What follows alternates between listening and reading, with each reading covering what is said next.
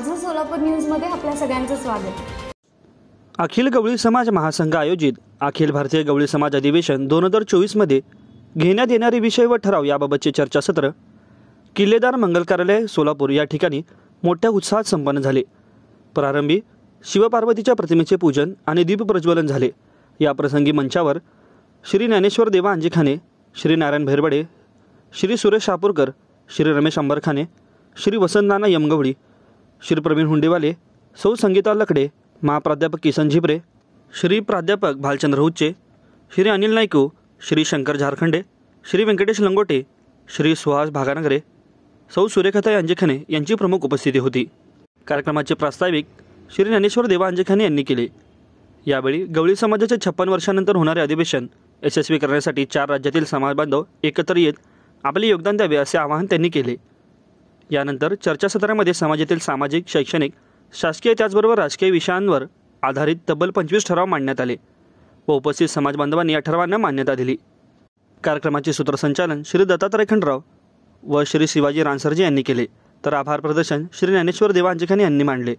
या चर्चासत्राप्रसंगी श्री विजय दत्त लकडे, श्री प्रभाकर जानगवळी, श्री संजय जानगवळी, सौ सविता नायकू, सौ शैला अंजिखाने, अर्चना अंजिखाने, श्री संजय शापूरकर, श्री राजू परळकर, श्री राहुल दहेंडे, श्री कृष्णा भास्कर, श्री पांडू परळकर, श्री कृष्ण झिपरे, श्री किसन अंजिखाने, श्री सिद्धू बडवणे, केदार जानगवळी, मनोज मलकुनाईक या मान्यवरांसह महाराष्ट्र, गोवा, कर्नाटक व तेलंगणा राज्यातील विविध गावांमधून तसेच शहरांमधून जवळपास 350 कारभारी, दैवपंच आणि समाजप्रमुख यांनी उपस्थिती लावली। हे चर्चासत्र यशस्वी करण्यासाठी श्री तुकाराम अंजिखाने, श्री आप्पा पंगोडवाले, श्री बाबू औरंगे, श्री राजू दहेंडे व श्री मल्लिकार्जुन परळकर, किरण रानसरजे, उदय मिसाळ यांनी परिश्रम घेतले। सोलापूर शहरामध्ये अखिल गवळी समाज महासंघ यांच्या वतीनं महाराष्ट्र, कर्नाटक, तेलंगणा आणि गोवा या 4 राज्यातील गवळी समाजाला एकत्र बोलवून श्रावण महिन्यामध्ये भारतीय गवळी समाजाचं महाधिवेशन घेण्यासंदर्भात मीटिंग आयोजित केली। या मीटिंगमध्ये, या बैठकीत 4 राज्यातील सर्व पंचमंडळी, कारभारी मंडळी आणि जे समाजसेवक आहेत, जे समाजासाठी नेहमी धडपड करणारे कार्यकर्ते, पदाधिकारी आहेत, त्या सर्वांना या ठिकाणी बोलावून आपल्या या ऑगस्ट महिन्यामध्ये होणाऱ्या महाधिवेशनामध्ये काय विषय घ्यायचे आहेत, सामाजिक काय विषय घ्यायचे आहेत, शासकीय काय विषय घ्यायचे आहेत, या संदर्भामध्ये चर्चा करण्यासाठी एक चर्चासत्र असावं, पहिले व्हावं ते, जेणेकरून हे सर्व विषय ह्या अधिवेशनामध्ये आपण घेणार आहोत।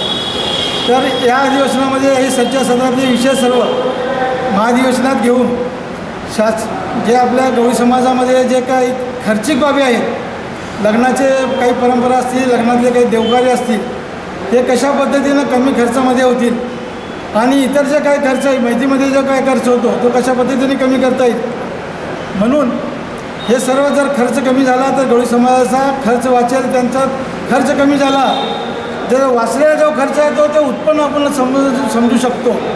तर ह्या गरीब लोकांना या खर्चातून वाचवण्यासाठी आणि गरीब आणि आर्थिक जी तंगी आहे, आर्थिक ज्यांचा विकास झालेला नाही आहे, अशा सर्व लोकांना आणि गवळी समाजाला शासकीय सवलती मिळवून देण्यासाठी या ठिकाणी आम्ही मुख्यमंत्री आणि उपमुख्यमंत्र्यांना पत्र दिलेलं आहे। ऑगस्ट महिन्यामध्ये होणाऱ्या महाधिवेशनासाठी त्यांची अजून तारीख मिळाली नाही, आम्ही ते तारीख मिळवण्यासाठी प्रयत्न करत आहोत। लवकरच ते तारीख देतील आणि जो त्या वेळेला जो तारीख मिळेल त्या तारखेला या ठिकाणी सोलापूर शहरामध्ये ऑगस्ट महिन्यामध्ये अधिवेशन होईल। आमच्या काही मागण्या आहेत, त्यापैकी प्रमुख मागणी आहे आर्थिक विकास महामंडळ गवळी समाजाला मिळावं, गवळी समाजातील बेकार लोकांना घरकुल योजना मिळावी, गवळी समाजातील जी जनावरधारक आहेत त्यांना शहरालगत चांगल्या पद्धतीचे ज्या ठिकाणी लाईट, पाणी, सगळी व्यवस्था असेल अशा पद्धतीचे त्या ठिकाणी जनावरांची गोठी बांधून मिळावी। आमच्या समाजामध्ये काही तरुण मंडळी आहेत जी बेरोजगार आहेत, बेकार आहेत, त्यांच्यासाठी आम्ही जे दूध उत्पन्न करतो ते फक्त दूध विकलं तर त्याचे पैसे जास्त मिळत नाहीत, पण दुधाचे प्रॉडक्ट करून विकलं तर त्याच्यामध्ये 4 पैसे मिळतात। तर ह्या प्रॉडक्ट केलेल्या वस्तू, तयार केलेल्या वस्तू आमच्या मुलांना विकण्यासाठी ज्या पद्धतीनं दूध पंढरी असेल किंवा चर्मकारांचे खोके असतील किंवा इतर ज्या काही शासनाकडे खोकी मिळतात त्या पद्धतीच्या खोके आमच्याच गवळी समाजाला मिळाले तर प्रत्येक चौकामध्ये ज्या ज्या ठिकाणी त्यांना गरज असेल त्या ठिकाणी जर या खोक्यातनं त्या ठिकाणी ते दुधाचे पदार्थ दुग्धजन्य पदार्थ विक्री करतील, जेणेकरून त्या ठिकाणी त्यांना रोजगार मिळण्याची एक संधी या ठिकाणी मिळेल आणि आपल्या महाराष्ट्रातील किंवा भारतातील ह्या तरुणांची बेरोजगारी या ठिकाणी खतम होईल आणि बेकारी खतम होण्यासाठी या प्रयत्न होणार आहे. महासंघाच्या वतीनं 5 ऑगस्ट 2024मध्ये सोलापूर शहरामध्ये मोठ्या स्तरावरील अधिवेशनाचं आयोजन केलेलं आहे. या अधिवेशनामागचा मुख्य हेतू असा आहे की सामाजिक सुधारणांना वाव देणे, आजच्या तरुणाईनं नोकऱ्यांच्या मागे न लागता